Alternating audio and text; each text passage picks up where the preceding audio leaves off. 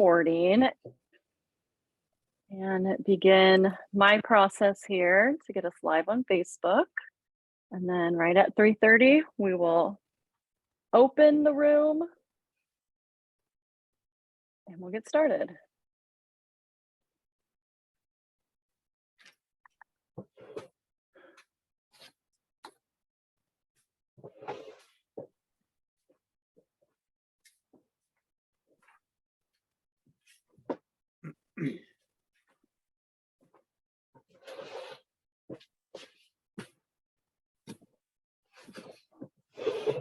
Nice.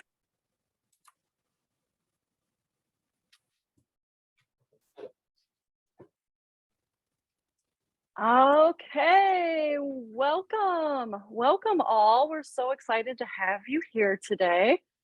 We're back with another edition.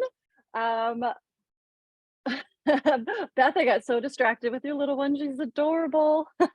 She's getting so big. Welcome all for another edition of the NCPEID APE Collaborative. We are very excited to have Colorado, and they're going to talk about their journey. So we have a whole panel and the process that it took them to become certified, have their state offer a certification in adapted physical education. So I will go ahead and begin sharing my screen, and we will walk through all that we're going to do today. So on behalf of NCPEID, the National Consortium for Physical Education for Individuals with Disabilities, welcome. I'm Melissa Bittner, and I am the chair of the NCPEID Membership Subcommittee. Today, we're going to go for about an hour. We have the Colorado panel, and they will talk about their journey to getting an APE certification or added authorization. Colorado, is it certification, added authorization? What's your terminology? Just so I'm consistent with my terminology today. Endorsement. Endorsement, thank you. And that's one interesting thing to really bring up right out of the gates, is that we have this unique terminology for different states. For example, like I'm in California, we call it an added authorization. Other states call it a certification.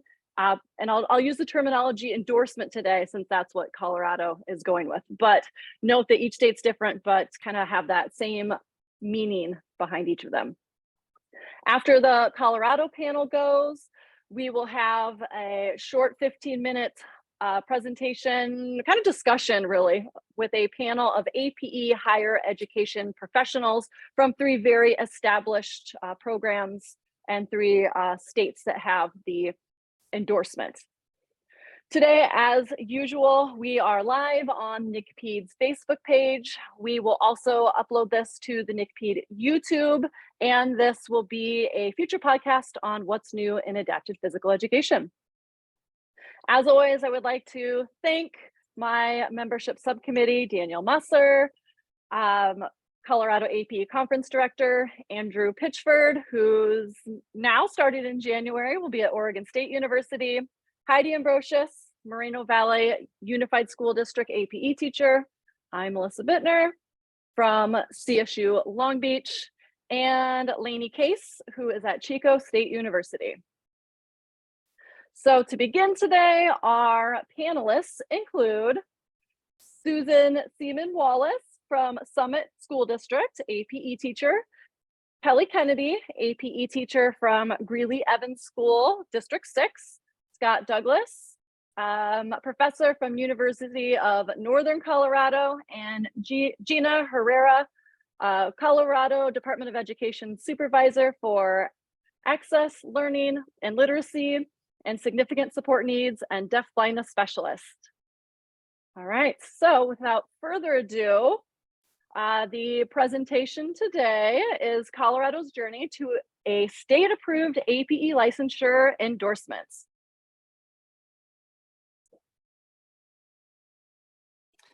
Yes, so welcome to Colorado's journey to a state-approved adapted PE licensure endorsement. We're very excited to be here today and talk about the process or the journey that we took. And it's been a long journey. So the goal of our advisory council was to develop an endorsement proposal to present to the State Board of Education, which would ensure students are receiving adaptive physical education services when appropriate and in accordance with IDEA by teachers who are deemed skilled, competent, and possess the appropriate credentials in the field. The endorsement would be based on adapted PE competency requirements to ensure students with disabilities are provided effective and high quality physical education services in the least restrictive environment. So why propose an adapted physical education endorsement? So back in 2010, CDE was getting questions from the field, and this included PE, special education teachers, occupational physical therapists, special education administrators, about who can provide these services. Who's providing adapted PE services? What are the expected competencies and credentials of anyone providing this service? What is their role in the IEP team? And does the individuals providing APE need to do assessments, write present levels, goals, statement and need, and service of time on the IEP?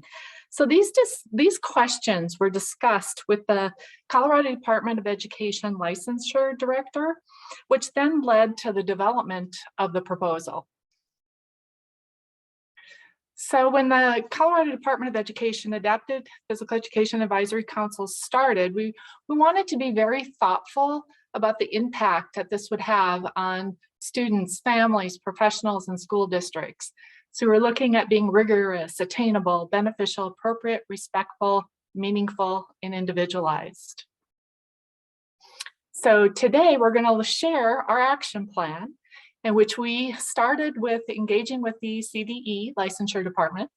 We collected and analyzed relevant data, including student numbers, eligibility categories of students who may benefit from adapted PE. We explored the rules and case law. We engaged with stakeholders and partners. We provided awareness and information at conferences such as Courage to Risk and Shape Colorado, to special education directors leadership team, to the Commissioner of Education and the licensure director, the Colorado Special Education and Advisory Committee, which is a parent special education committee, to state representatives. We looked at what are the benefits for students in school districts. We looked at who would qualify for the endorsement and how. Would there be a grandfather clause? And in the implementation process. I'm going to turn it over to Susan. All right, so our Colorado Department of Education Adapted Physical Education Advisory Council, we took a poll of the top eligibility categories from students that were currently receiving adapted physical education services. And what we found was the top 4 categories were multiple disabilities, autism spectrum disorder, intellectual disabilities, and orthopedic impairment. This is not to say that students in other eligibility categories don't receive adapted PE services. They certainly do or could. These were just the categories that we found the highest needs were, and that we could determine by our group. So by getting the number of the students that fell under these specific categories, we were able to provide an approximate amount of students that would benefit from receiving adapted physical education services across the state. The next slide, Melissa, can you go back one? Thank you. The following are key qualitative points to reinforcing the need for adding our endorsement. If a student is determined to need adapted PE, we're obligated to provide it. There are the social emotional benefits of inclusion for students with disabilities, the link between physical activity and academic achievement. Higher education programs do not adequately prepare PE teachers to provide adapted physical education to students. At most PE degree programs have 1 class in adapted physical education.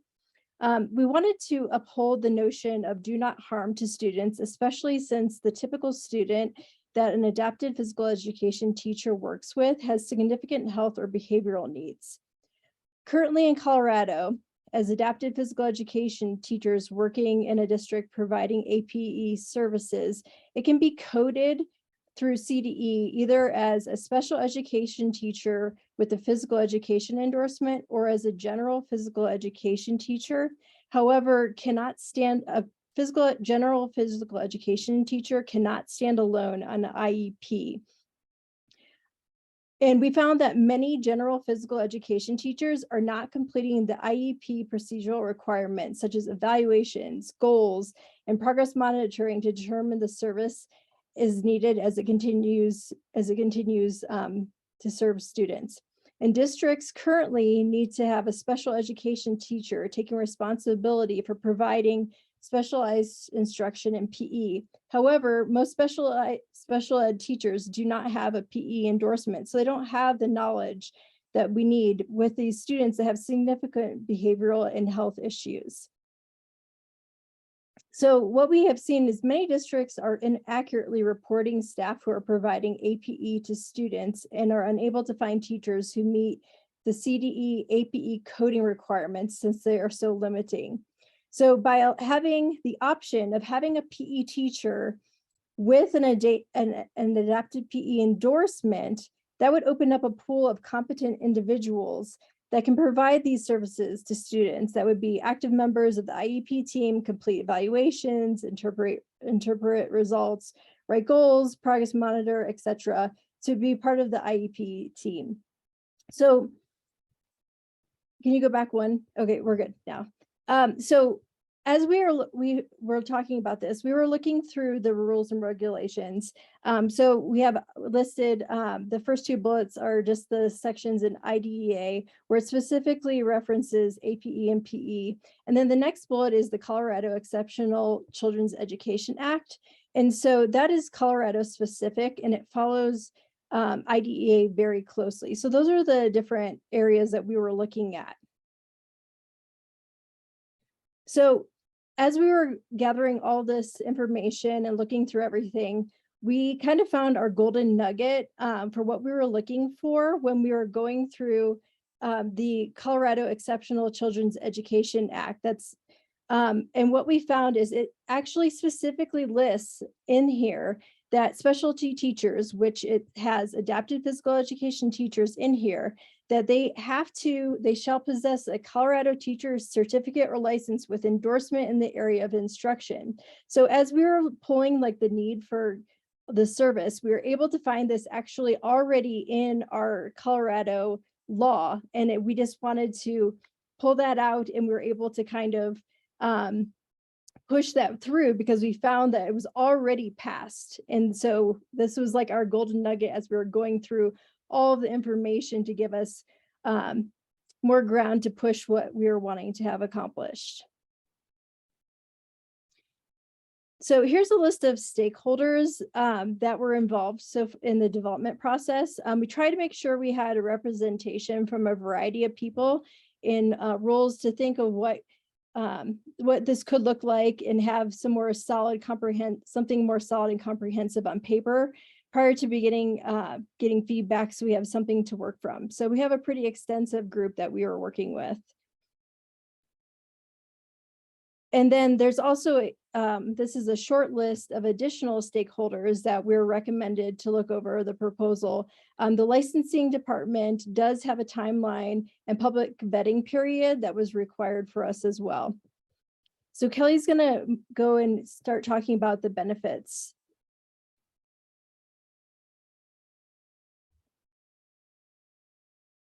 So what are the benefits of the endorsement proposed? Just participation for students in PE that are adapted to their needs and having a qualified adapted PE teacher to promote those 21st century skill development. Having access to the Colorado academic standards with modifications and accommodations and receiving a safe and appropriate safe and rigorous instruction for physical education by a qualified teacher. And then, as with all students, there's research linking the benefits of physical activity on academic, social, emotional well-being and reducing health risks. And keep going.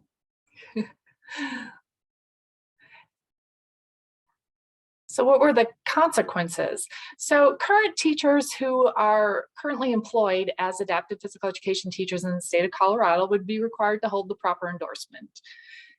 And the time commitment to complete the coursework and field work, and if there's costs involved, if you need to go and get the higher education coursework, and the cost for renewing or applying for that endorsement.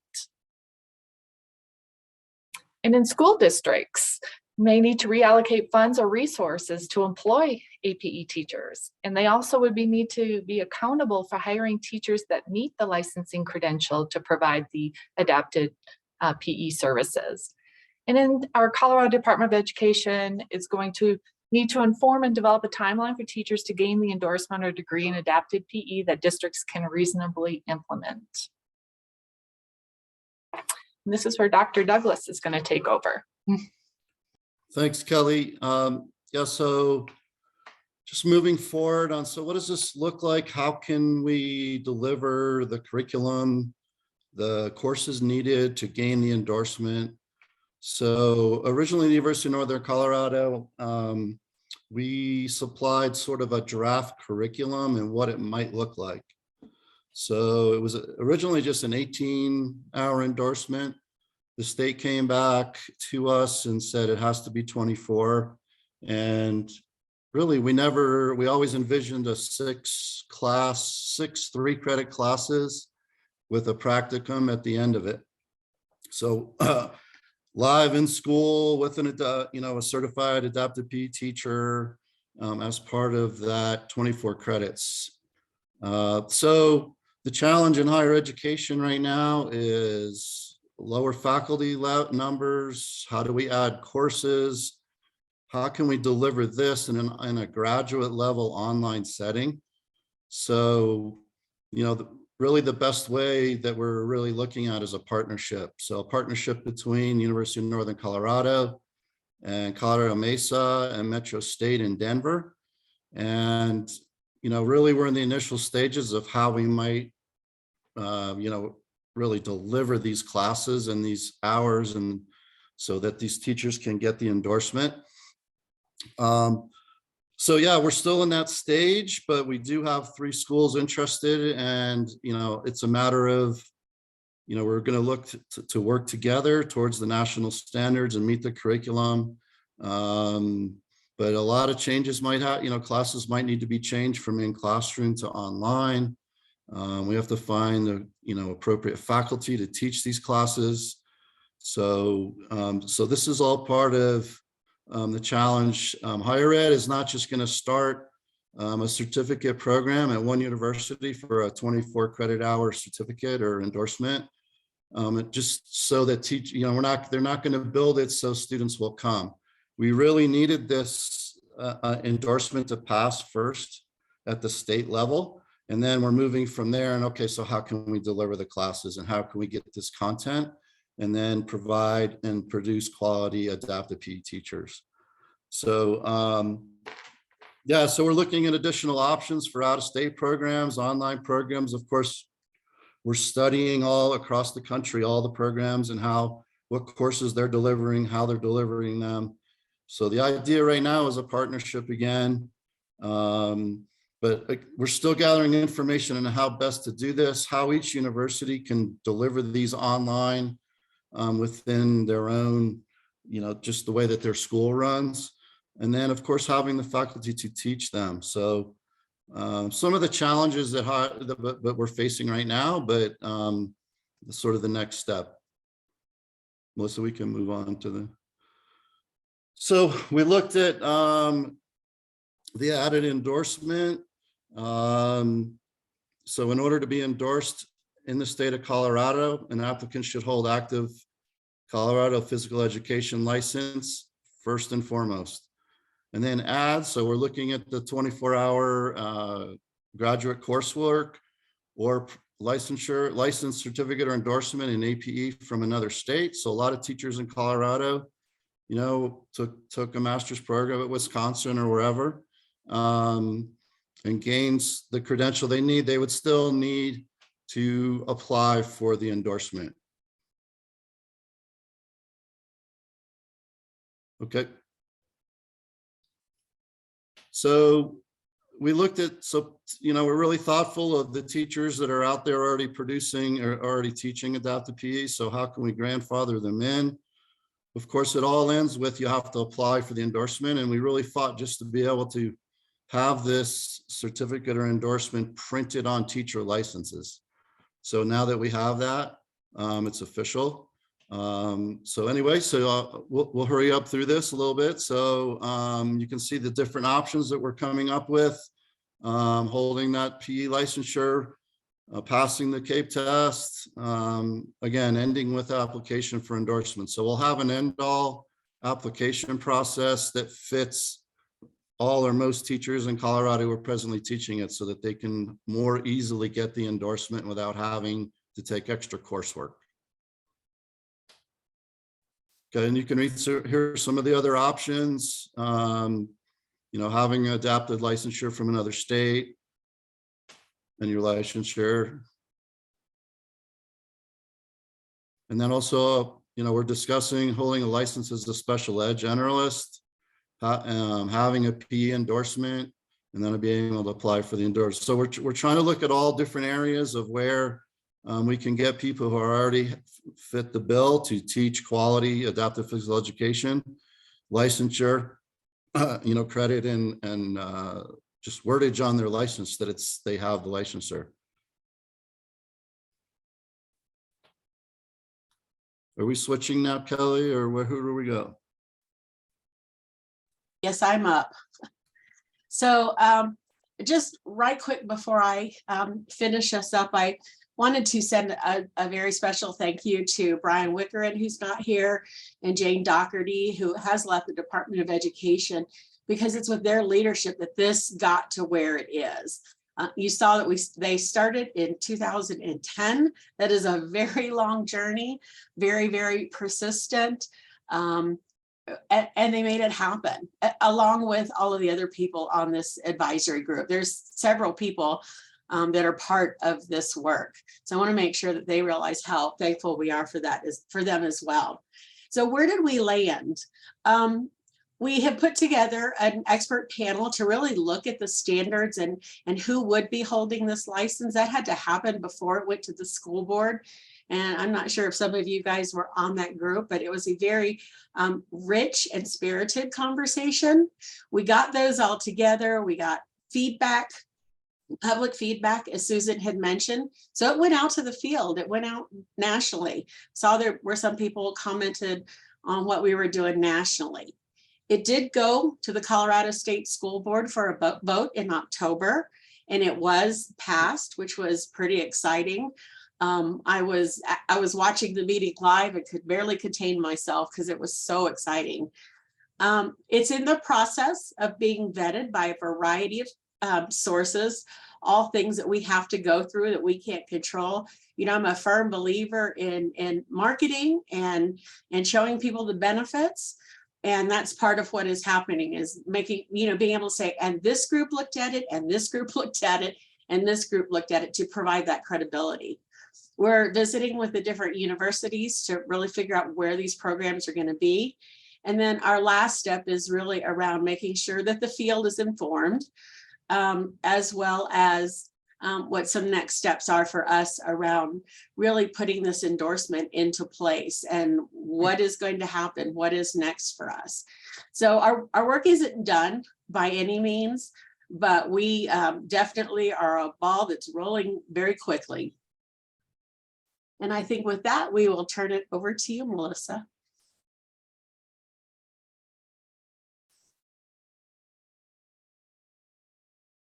All right, thank you very much to our Colorado panel. Fantastic job. Next up, we have our second panel, and the three panelists in our higher ed panel all come from states that have an APE, again, a certification, an endorsement, or an added authorization. And just to remind everyone, so now we have 13 states that have this: California, Louisiana, Maine, Michigan, Minnesota, Nebraska, Ohio, Oregon, Rhode Island, South Dakota, Wisconsin, Wyoming, and now, of course, Colorado. So yeah, woohoo, exciting news to join. And again, thank you for sharing the way that you blaze that trail in Colorado, with hopes that individuals in other states can also take what you've learned and put it into practice in their state.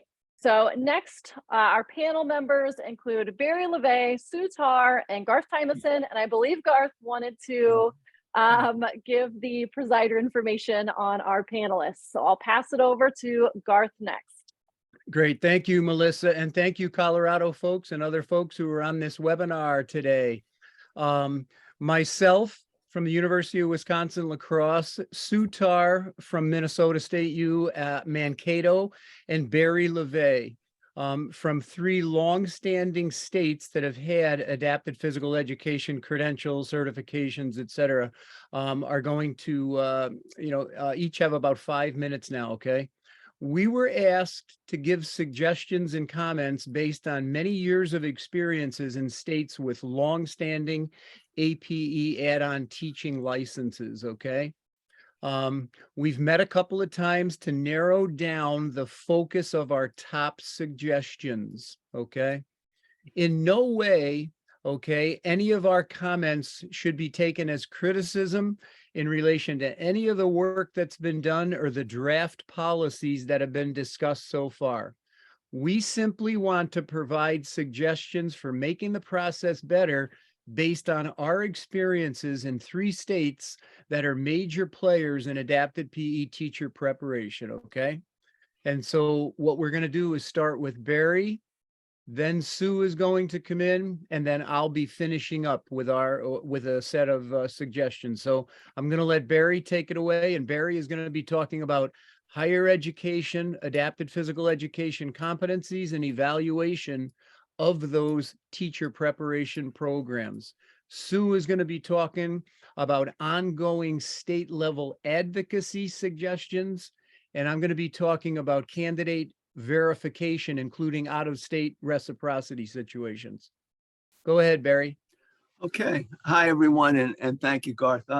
So universities in developing an AP endorsement, and Scott's talked a little bit about this and the challenges that Colorado will face. First of all, I think it's great that you are connecting the endorsement. It's an add-on to a physical education. Sometimes I'll use terms from California. You call it, we call it certification, but because most adaptive physical educators are physical educators first. And if we have time, we can talk about, because you're exploring that idea of including special ed teachers as adaptive physical educators and some of the pros and cons. The other thing is, will you, in the material that I've looked at, it talks about grad level program. Will you include undergraduates in that program, which would make it, a lot more marketable? And if you did, would you have some type of infusion model where maybe perhaps you could consider at universities where everybody that's a PETE major would take both the physical education courses and the adapted PE courses, and that would make them more marketable. And in this day and age, anybody that's going to be teaching physical education is going to be teaching children with disabilities, certainly at least at the mild disability level. I think the other important thing is you've talked about there are ways to go about looking at your coursework. There's certain courses that I think are very important that they're housed in kinesiology, but you could draw from other courses that are housed in other departments depending on your university, like special ed, speech, so forth. So one of the points that I would make is just about every PETE program in Colorado, I would think, would have an intro to adapted PE course. So there's 3 units there. What really would be needed would be a really strong assessment course that's linked to IEP development, and that course should certainly be housed in kinesiology. It's been my experience in the past that sometimes transcripts will be evaluated and they'll accept a special ed assessment course, and that's not always a great practice because they're doing classroom evaluations. you certainly need a really strong programming course. And historically and traditionally, those courses are PE programming in special populations with disabilities. I would suggest that what the trend that's really moving towards is developing some type of course that's universal design for learning in PE. We recently at Long Beach, Melissa and Amanda, changed the title of our course, and that would really go in with your standards about inclusionary practices. So that would be a good strategy. And then you should have some type of housed in a kinesiology and an administrative course that really looks at the different delivery service models that a specialist has to do: itinerant, inclusion, collaborating with general PE. So those are critical to being housed in kinesiology. Another thing is, I look at your paperwork, I think it's great that you have 200 hours in practicum experience.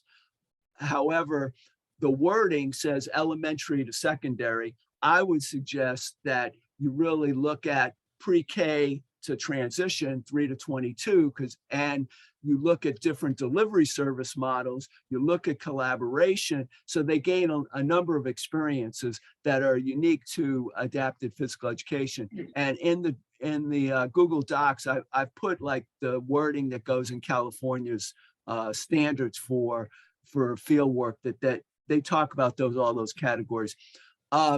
So that brings us to your practicum part 2, is that I really would suggest strongly that the earlier they can get field work, and a group of us agree with this, Garth and Sue, the earlier you can get experiences in practicums, the better. And so you need to consider practicums that are embedded in courses, and maybe practicums that are standalone but connected to certain courses. All right, and then finally, Melissa, can you just pull up the AP program at Long Beach? And I just want to show you one of the things that we do. This is rather small, but we have all our kinesiology courses going from 320 to 49, and talks about a lot of things that I just talked about. But every teacher education program, usually in the United States, has some type of intro to special ed course. And so there's another 6 units that you could draw from. I don't know in Colorado, but I would assume that it's required that they have some type of special ed course if they're in teacher education. And so you got your intro AP and you got your 355, some intro to special ed. There's 6 units right there. Then what you might do is you might look at your university's special ed. They certainly would have a behavior management class. They certainly would have some type of collaboration class. They may have methods from moderate severe. They certainly have that. They certainly have some. Those courses are already probably housed in your special ed department. Do you have a sign language course in your university? Do you have a disability studies program at your university that has disability culture and society? So those are all things that, like at our university, they're taking 18 units in kinesiology, and then they're taking 9 units in special ed. And 6 of those units, they can select from 6 courses, and they select 2 of them.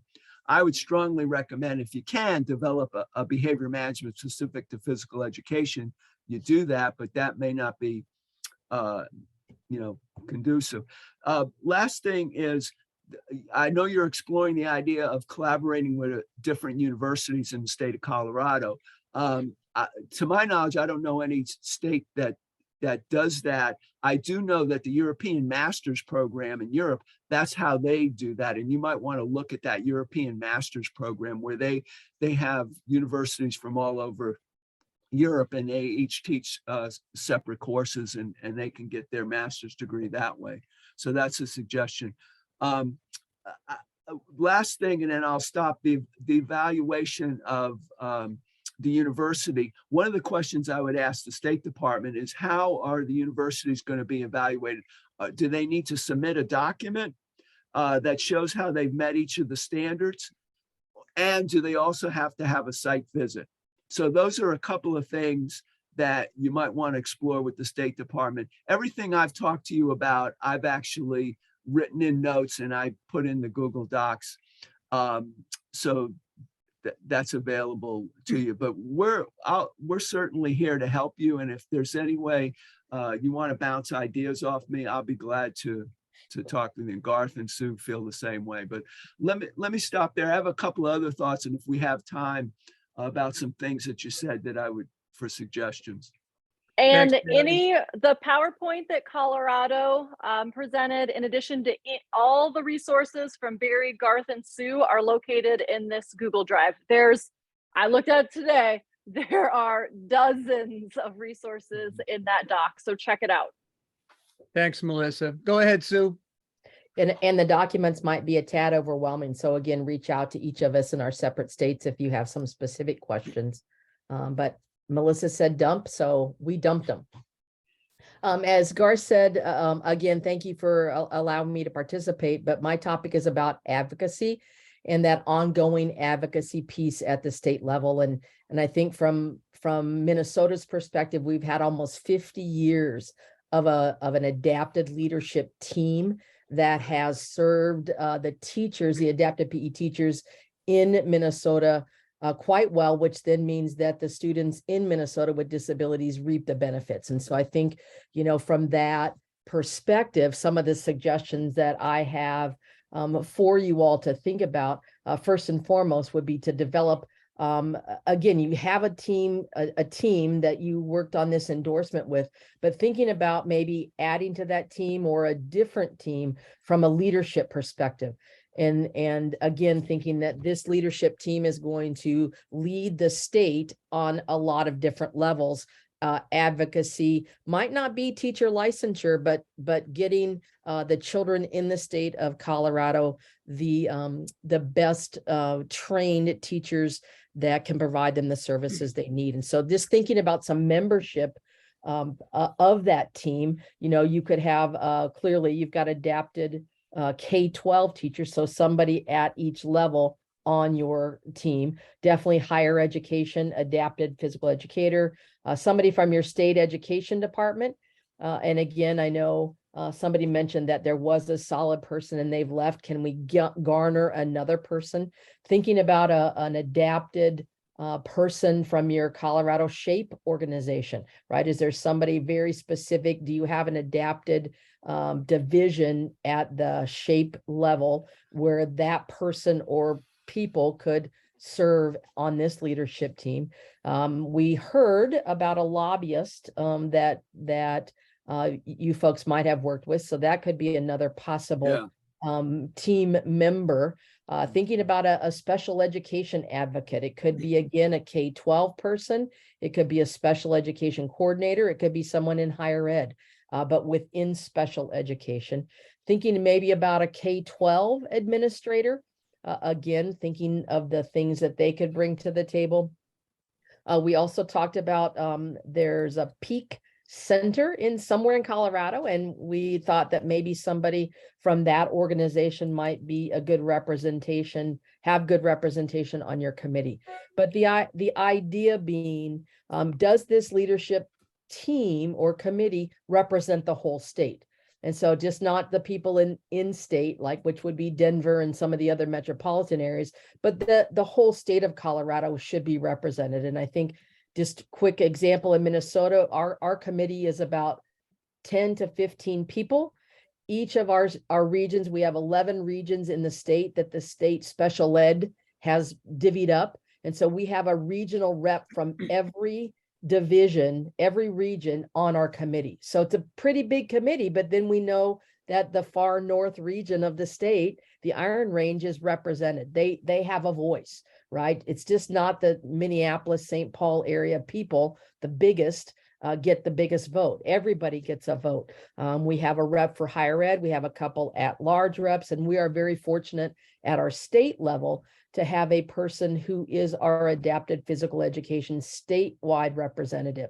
And so that might be something that your Department of Colorado Education might go down the road at some point in the future and have that person dedicated at the state level to work with adapted PE in Colorado. So those people, right, this leadership team, hopefully then could get together, right, and then start the next level. So I'm, suggesting this committee develop a mission statement, vision statements, right? What is this committee going to do to advocate and lead the state top to bottom, side to side, for making sure that adaptive physical education is known, is new ideas are presented, is upfront, and making sure that children get the best services that they need.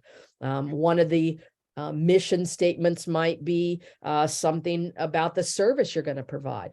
And so again, thinking about, we've got this committee of a variety of experts and passionate people about adaptive PE. What are we going to do for the teachers in the state of Colorado, right? What kind of in-services are we going to provide? What kind of conference or professional development opportunities are we going to provide? How are we going to help getting them the stuff they need to maintain their current level, their best practices, having a place to network? You know, a suggestion, again, we've been doing this for almost 50 years. We have our own adapted conference every fall, day-and-a-half conference. It's the same Thursday and Friday of September for the last 50 years almost, right? And so everybody knows when it's going to be. We bring in homegrown people, we bring in national experts, and we give that back to our people, right? Our adapted teachers know that this is going to happen.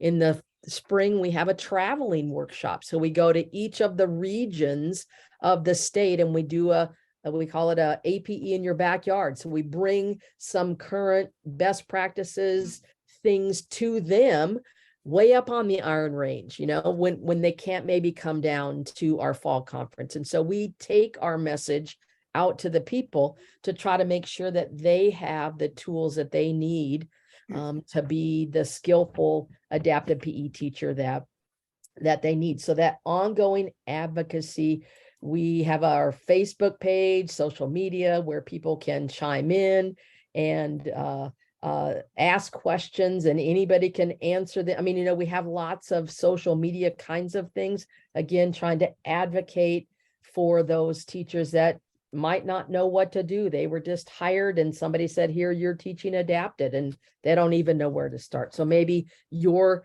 group, if you can get this leadership team together, thinking about how you can provide that professional development to those teachers. And then lastly, my last suggestion would be with this leadership team, again, thinking about how you're going to help support the higher ed folks and maybe your state department in terms of data collection, right? So if these three institutions work together to start producing adapted physical education teachers in Colorado at these Colorado universities, I would hope that this group, an advocacy group, would be wanting to help follow them up, right? So if we have 15 teachers trained and licensed this year out of your homegrown institutions, where are they? Are they staying in Colorado? What schools are they working at? So that you can, again, have some data. Data is always helpful to go back to the State Department, to go back to your institutions of higher education to say, look, we're producing these folks. They're staying in our state. Here's where they are.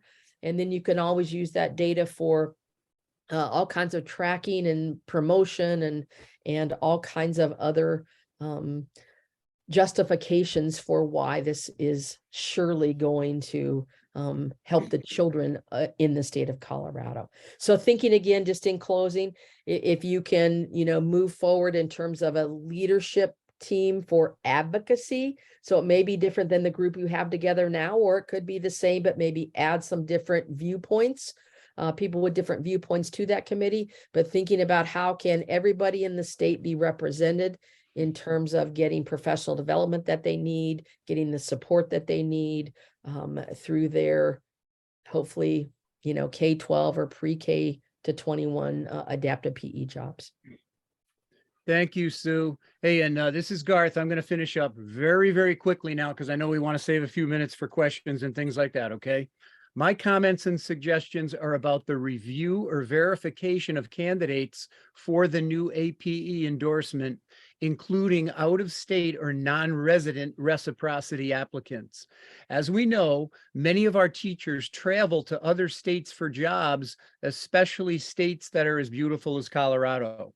As a matter of fact, most of our master's students in adapted PE at La Crosse are from out of state and they do not remain in Wisconsin after graduation. And so, you know, in addition, we've actually had several of our adapted PE teachers move to Colorado.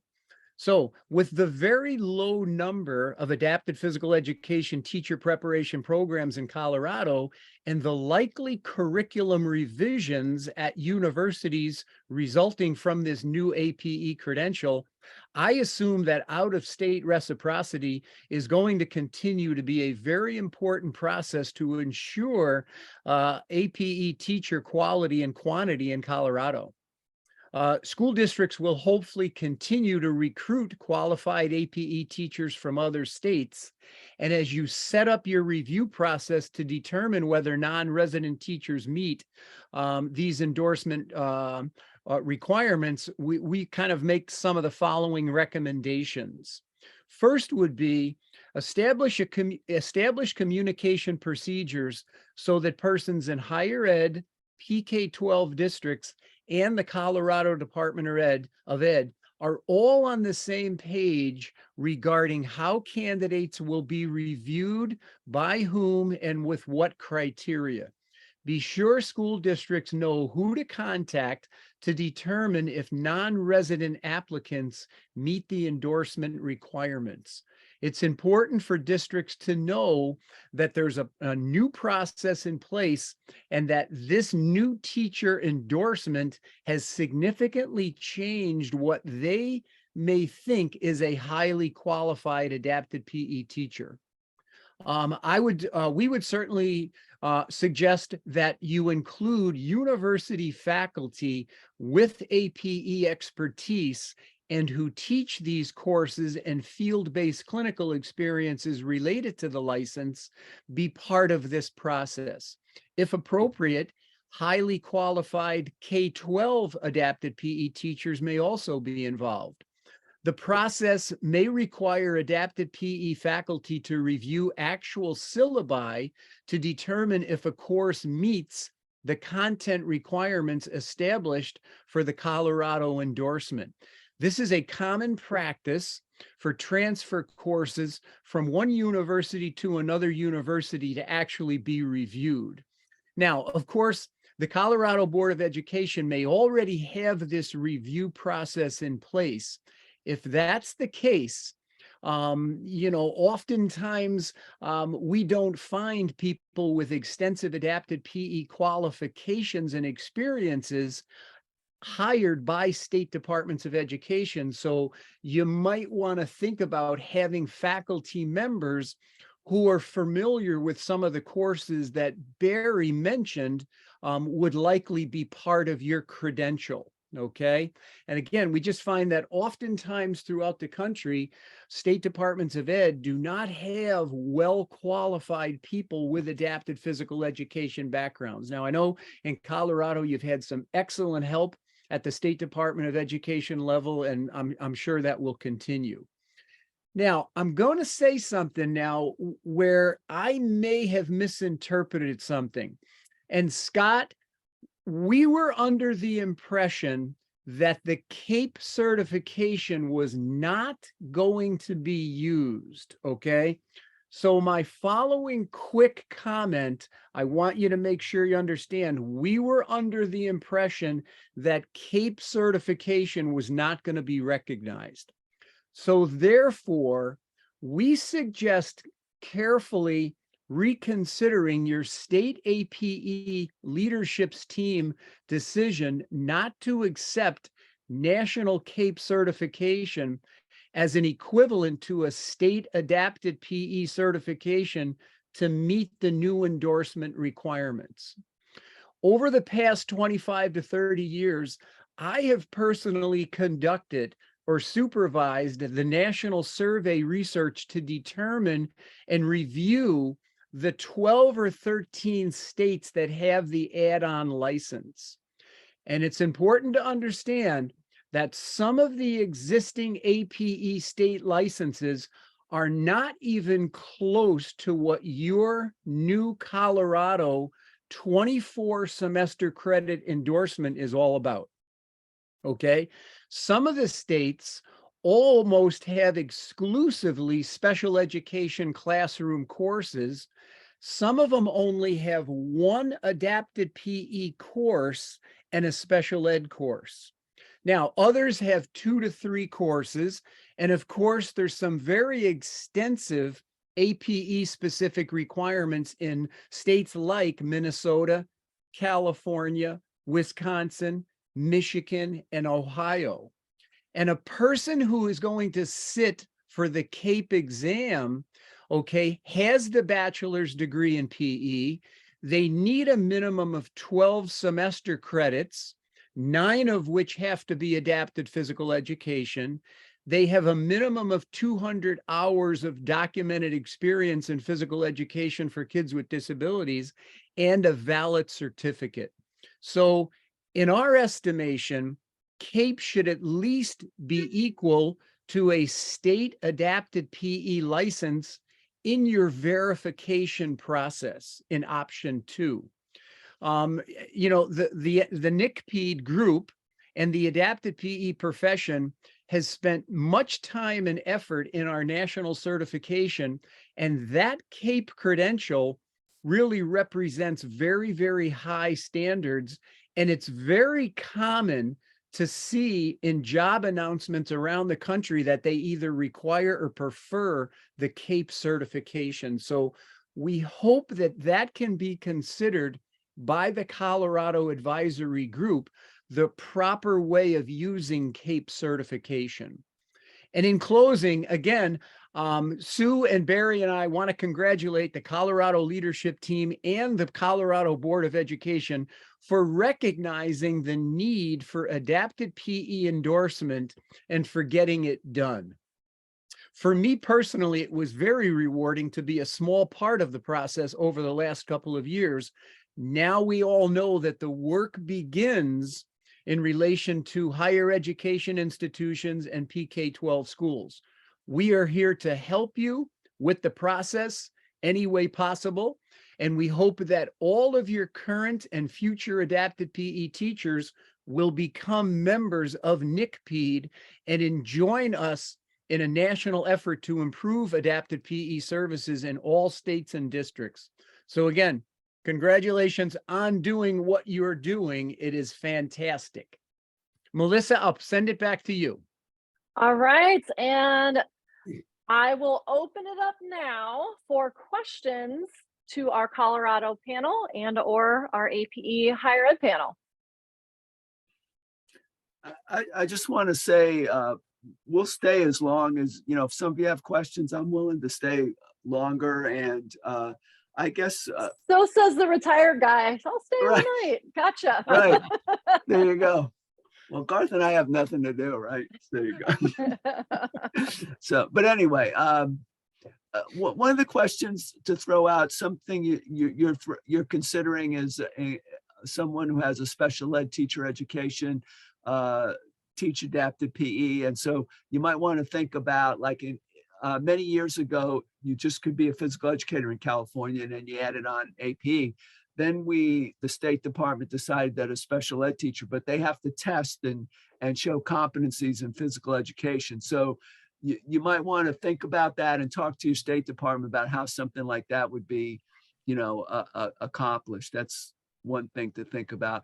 I guess another question I have is, are undergraduates going to be able to take this program? Because one thing I didn't mention, you could maybe double number courses. Like sometimes we have undergraduate grad courses, like our assessment course is a double numbered course. Yep. So that's another strategy. But I would think that it's critical to get, if you can get these undergraduates in there, that would really help your numbers. Yeah, I know Barry mentioned in his talk, but San Bernardino and I think it's San Jose State here in California are doing what Barry mentioned, where everyone has to take the APE courses. It doesn't necessarily mean everyone has to sit for the APE endorsement. So again, that's the way to fill the seats and how some universities are doing it if the enrollment is lower. And it makes them very marketable, you know. It does, especially in a but state also like especially ahead. a state like Colorado, you know, where you don't have AP you know, as many AP teachers. And so, and that was always a recruiting tool I used, is this idea of being marketable and having these two, you know, an endorsement and a certification. Yeah, so we're also struggling with, so undergrad on campus, and then Matt, you know, and double numbering off. So how do you coordinate, you know, on an on-campus program and an online program? You know, we really thought about this as the working professional who already has their PE licensure, and it's an, you know, it's an add-on endorsement. I mean, that's really like the core of it. Scott, you can reach out. That's kind of exactly what we do in our 489A course. Half of them are here with me every Tuesday, Thursday, 4 to 5:30 p.m. with doing our after school program. But the other half are getting their hours out in the field because they already have their certification, and they're just looking to add on their APE added authorization, again, is what California calls it. Yeah, So that would yeah, be useful. So And I yeah, think don't hesitate to reach out. Sue, go ahead. And I was gonna say, in Minnesota, we do it a little differently. So our undergraduate is on campus, in person, and then our graduate is, again, trying to get those teachers. It's a summer only program. And so it's online, summers only, and then their field work pieces are done in their schools where they're teaching. And so I think that that we came up with the idea of not burdening them during the fall and spring semesters, because they're teaching, they're coaching, they're raising children. And we just started that certificate last summer, and it's taking off. And so that might be something to think about. Yeah. How many classes would they take in a summer? That's an interesting look at it. 3 classes, summer Okay. 1, 3 classes, summer 2, and summer 3 is 2 classes. But those 2 classes in the 3rd summer could be a fall in the falls. And so they could do 1 class in the fall of summer 1, 1 class in the fall of summer 2. You know, so we treat it just like our masters, that they have 7 years to finish the certificate. But most of them are just going to do the 2 summers and then the 1 class fall 1 and 1 class fall 2. And I think Scott, Chico State also offers a summer program similar to that, so you could reach out there. And then I also see, Amanda, you're right about high flex. So our undergrads here at Long Beach State are expected to be, you know, face-to-face. They don't have a credential yet, but our post-bac program, where individuals are adding on their AP added authorization to a certification already, we offer at high flex. So they can choose each week to either be face-to-face or do it online. Barry, So, you had something sometimes additional? in the summer, your university may allow you to do things that they don't allow during the school year, you know, like exactly. That's exactly what hit me when you said it. It was like, oh, summer. Yeah. And you're free. I mean, my course load, I couldn't put these classes in the regular year because I didn't have any room. And so for me, it was a need. That was the only time I could teach them was in the summer. Yeah, we do the same thing at La Crosse, you know, where there are certain adapted PE courses that are only offered in the summer. And we want to target those teachers who are out there and that can't take our courses in person in fall, spring semesters. One of the things that Dean put in the chat was the European Masters program.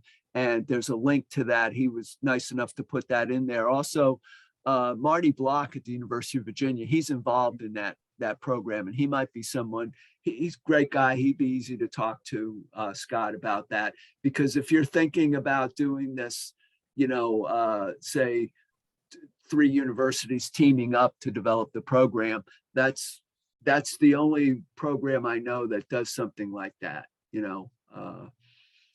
One of the challenges you face is who gets credit for, you know how universities are, who gets credit for well, what, who's going to write the check for what, and you know, who's going to carry on the practicum, and you know, and you know, do we take turns? We talked about having classrooms where we all meet together in Zoom and have have whoever. So, but yeah, that's still to be determined how we're going to work all that out.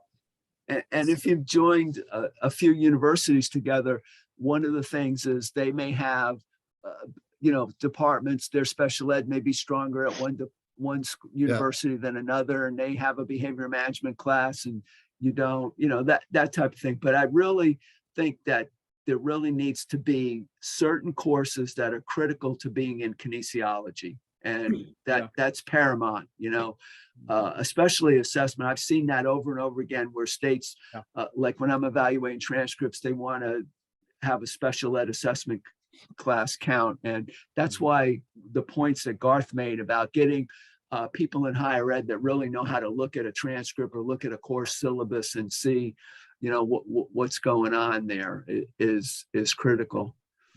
And, it's also the same thing in relation to, your typical disability characteristics course that might be taught in a special ed department. They don't get into the motor performance implication, the fitness implication, the physical education, instructional strategies that you really want the competent teacher to do. Yeah. Does Colorado require every teacher ed person to have some type of special ed inclusion course? They do. They get, my diverse populations class as an undergrad, and I get one other special ed class. Yeah. Exceptional. So there's 6 units. Exceptionalities or something like that. Yeah. Right. That's classic. It's usually exceptional individual. So there's 6 units right there that most every PEAT program in Colorado would probably have. Now you're only down to 18, right? Yeah. Practically done. One thing, if we can find some people, we're in. One thing too to think about, and Barry and Garth and I talked about this in one of our meetings, is to think about when you get to those practicum or those fieldwork hours, whatever you're going to call them, that there will probably need to be some conversation and some intentionality about who will these candidates be placed with. And so if they're undergraduates and they're doing field work and you want them to work with an adaptive PE teacher, and right now there aren't maybe many of them in your state, how will you facilitate that so that they get those hands-on experiences that you want them to get with a person who knows what they're doing in adaptive PE? And so I think, realizing that it might be slow to grow, but if you can get those intentional placements determined, that'll be at least worthy of a conversation, because you would definitely want them to have field work or field hours with those teachers that are giving those good service minutes with those children. Scott, one last thing. Can I just share one thing that I think when I first came to California, most programs really work out of this graduate level model. And that was my bias when I got there. And one of the things that I learned quickly, these undergraduates, they're a clean slate. They're really open-minded. And where we're moving is you could take your whole curriculum and develop it into a UDL type, pedagogy. And, if they're going to be teaching physical education in this day and age, they have to be, working with kids with disabilities. So I really think that this is an untapped source and that's where you can get a lot, because the reality, what a lot of the practitioners don't realize is your dean doesn't care how great an idea this is. You've got to fill some seats in there. It's You've all got to about have numbers. and a lot of times teachers don't understand, how many seats are going to be filled. And so the double numbering, those are just the operational aspects of this. To reinforce what Barry is saying now, about 5 or 6 of the universities that prepare physical educators in Wisconsin, including La Crosse, Oshkosh, Eau Claire, we all require all of our undergraduate PEAT students to get the adapted physical education certification in Wisconsin. And like Barry is saying, we have all of them just going through and taking those 4 to 5 courses in adapted PE. It may not be for them, and they may decide, hey, I don't want to go on and teach adaptive PE, but it's going to make them a better physical educator in the long run, So Well, I was just sending them all up to Wisconsin. That was working great. If I could, gang, jump in here real quick. Tim. Hi. Tim Davis. It's good to see folks, and I wouldn't be here if it wasn't for Barry LeVay. brought me along a long ways. And, so it's really great to see you. Haven't seen you in a long time. Got some great Cortland grads here with Garth and Brad and folks. So just exciting to see all of this. As you know, and Tony too. Tony's been doing a great job in Washington and moving along her state quickly and very well. So all of this coming together is just it's wonderful. As many of you know, I've been involved obviously with APE since I think I cut my teeth in California. So it's been a while. And listening to each and every one of you, I just kudos to everybody. My good friend Sutar, you brought up a wonderful point. I love the idea of having a voice in all aspects or all parts of the state. And in many rural areas where you're an N of one and you're solo, you're out there, you're going school to school if you're itinerant. You just don't have that. You don't have the energy, number one. Number two, your caseload is huge. So creating something like what North Carolina has done, and Garth, I know you've spent time with folks in North Carolina. They have a fabulous advisory team and resource that's statewide, where they have a representative in each region that at least provides some aspect of a voice in that regard. Iowa does the same thing. They have a network of people who, not paid, but volunteer wise. And a lot of this situation is simply as a method to connect folks in almost a rural alliance, if you will. Nevada for many, many years, going back to that question about, when did the states, make that connection to physical education? Well, 94, 142, when that was passed. And I was lucky enough to kind of be around my father, who did a lot in the area of special education. But one of the things that lasted is a rural alliance in special education, so that the smaller areas of the state would actually have a voice against the bigger, cities like Las Vegas or Reno. And at the end of the day, that alliance is still strong and includes physical education, although the state of Nevada doesn't have a licensure or an endorsement. I'm in New York. We do not have a licensure or an endorsement.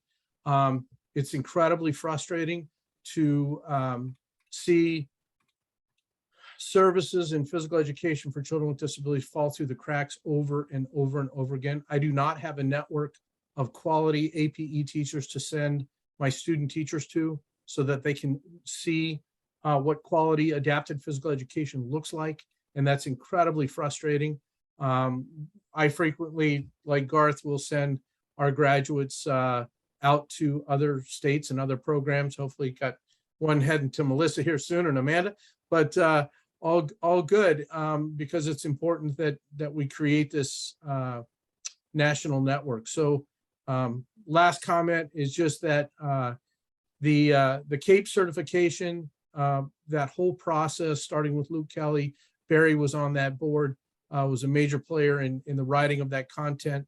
It starts with the base framework of what you need to know as a PE teacher first, right? And then builds on that content, that framework, and provides specific content for an adapted PE teacher to do their job on a daily basis. And so the CAPE certification raises the bar on a national level, because so many states do not have any language at all as it relates to who's qualified or who should be teaching kids with disabilities in PE. So from that perspective, I agree with Garth that it should not be a replacement for what your state and what programs like yours can provide.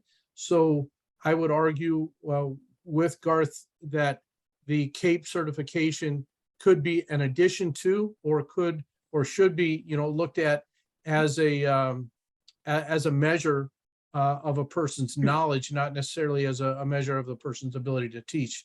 That's another, way to think about it as well. But anyway, thank you all. Great stuff. Thanks, Tim. Real quick in the chat, I just want to make sure that they were thoroughly answered. Some of the questions I see, Kelly Kennedy, you answered them. Just wanted to make sure if there were any follow-ups. So one question was from Michael Laughlin, and that was about the history of how APE teacher was written into the Colorado law. And then Beth Foster asked a question about some of the quantitative data that Colorado obtained. So anything further, Colorado panel, on that? I believe it was 2014 that the adapted PE specialist was written into the ESCEA rules. Correct me if I'm wrong, Susan or Scott. And then the data piece was, we sent that out to current adapted PE teachers. So looking at those 4 categories. So we got feedback from our current people who are teaching out there, so that we could gather that information along with the report from our December 1 count that we can access, through our Colorado Department of Education of counts of every district's and the number of students and the eligibility categories throughout the state. All right. Thank you, Kelly. Thank you all for joining us today. Much appreciated, and huge kudos and congratulations to the Colorado panel for getting the endorsement. That is fantastic. Way to pave the way. Hopefully other APE professionals, teachers, and those in higher ed across the US might reach out to you all to pick your brain and learn further from the experience that you all had. So thanks all. In the chat, I put a recommendation for future topics for the NCPEID APE Collaborative, and we will see you in 2023, where hopefully in January we have a presentation on the APE standards and getting your CAPE certification. So hopefully that's next up on the docket. So thanks all. Have a wonderful holiday and see you in 2023. Till next time. Thank you. Thank you, Barry. Thank you. Great to Hey, see everybody. Yeah, Great seeing you, Scott. Scott. Hey, it was good seeing you, Tim. You too, Yeah. buddy.